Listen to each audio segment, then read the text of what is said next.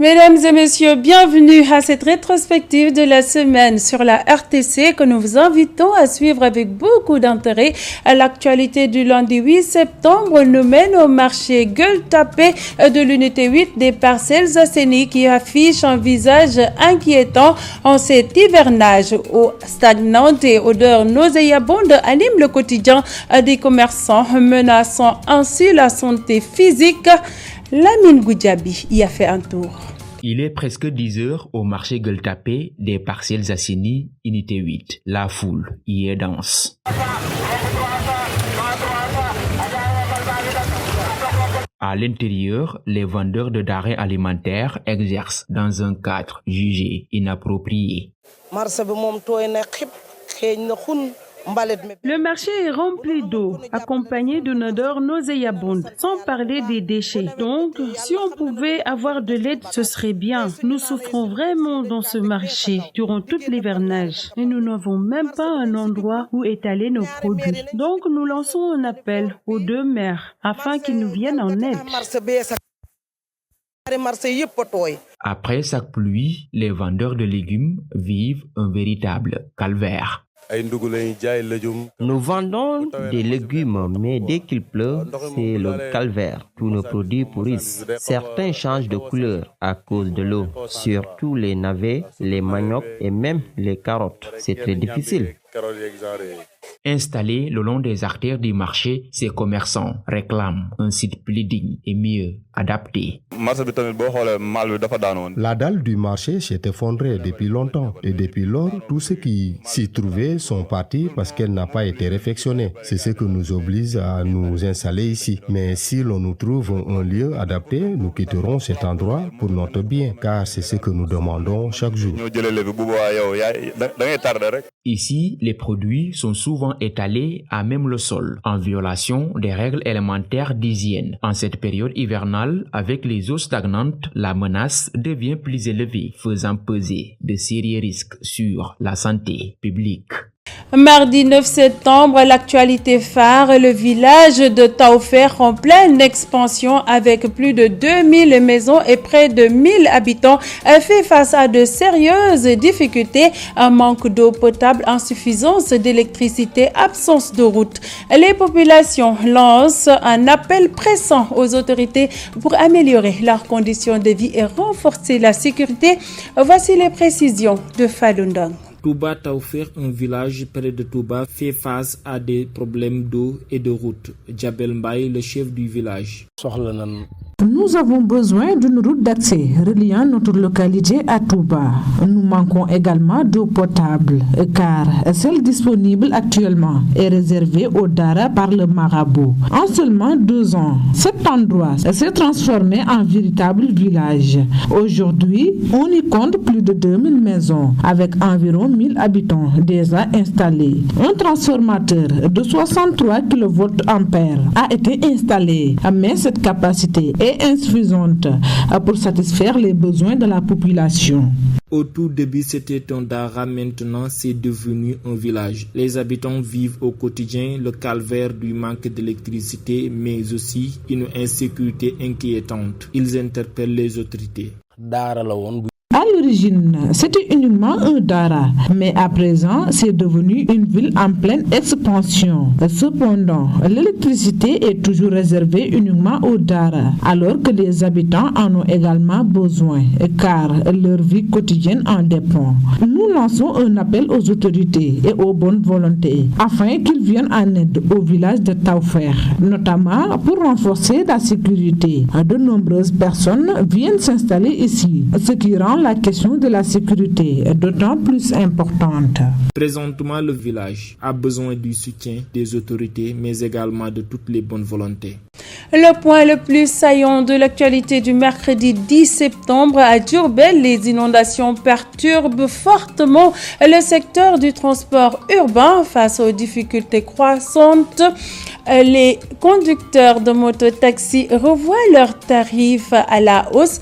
Suivant ce micro-trottoir réalisé par Babacar Sall. Lorsqu'on parle d'une ville, la question des routes est essentielle. S'il n'y a pas de route praticable, il devient difficile de circuler. Imaginez que vous souhaitez vous rendre à Kergoumak, mais que vous soyez obligé de faire un détour par Kercher. C'est un véritable problème. Si la route était directe, cela faciliterait les déplacements et éviterait l'augmentation des tarifs. À notre niveau, c'est très compliqué. Le vrai problème, c'est l'absence des bonnes routes. Tarif bi yokku na mais c'est normal parce que nawet bi ak tali baaxul te tali dafay inondé bëri ay pax. Les tarifs de transport ont augmenté, mais cela peut se comprendre, non seulement à cause de la pluie, mais aussi à cause des inondations. Certaines zones sont devenues impraticables, ce qui oblige les conducteurs à faire de longs détours. Cela entraîne une consommation excessive de carburant. Les transporteurs font de leur mieux pour satisfaire les clients, mais les clients doivent aussi comprendre cette réalité. Heureusement, cette situation est temporaire. Dès que les routes seront de nouveau accessibles, les prix redeviendront à la normale. Ce n'est pas une arnaque. Les transporteurs et les clients sont dans le même bateau.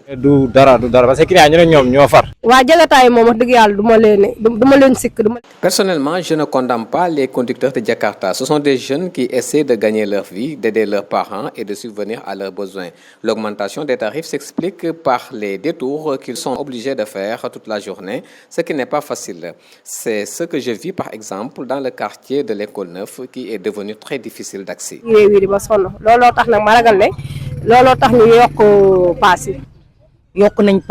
Ils ont augmenté les tarifs, mais c'est un droit légitime. Les routes qu'ils empruntaient sont maintenant inondées et impraticables. L'augmentation reste relativement raisonnable.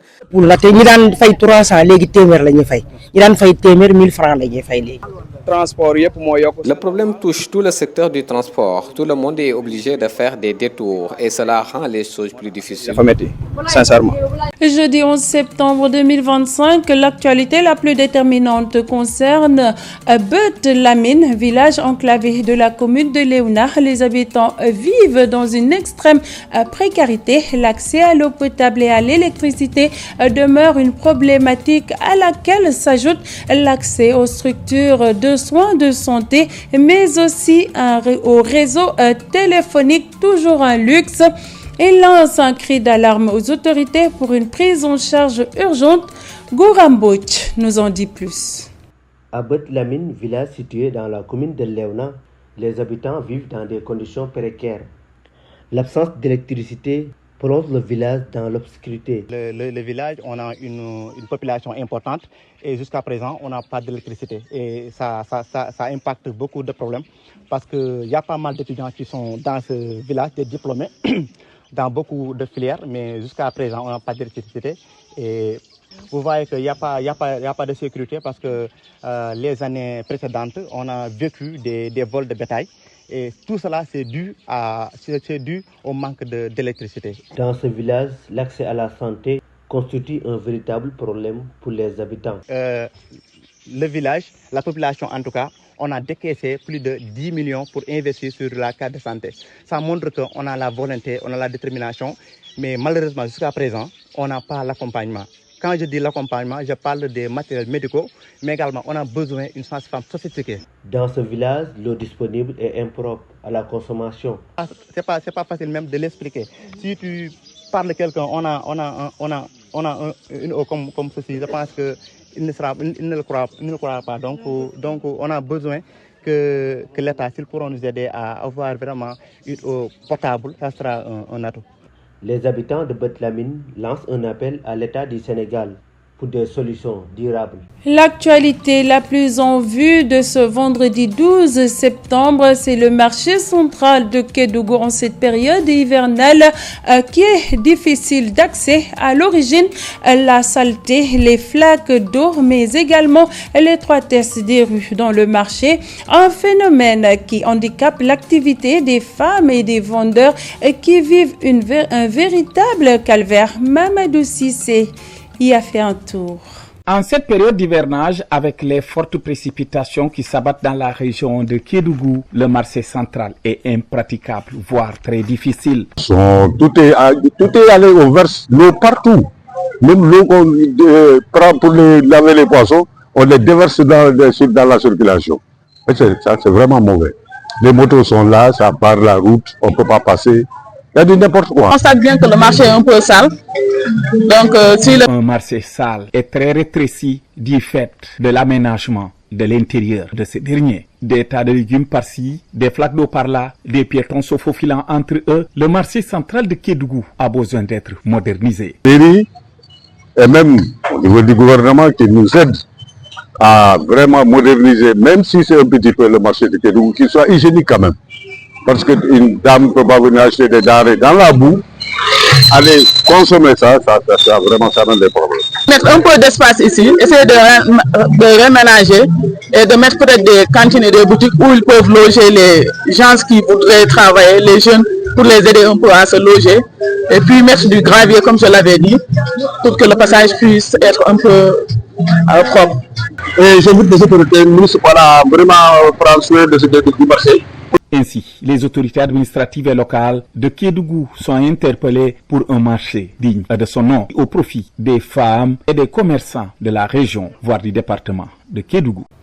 Fin de cette rétrospective. Mesdames et messieurs, merci de l'avoir suivi. Restez avec nous. L'information continue sur www.urexsénégal.sn. Très bon week-end à toutes et à tous. Au revoir.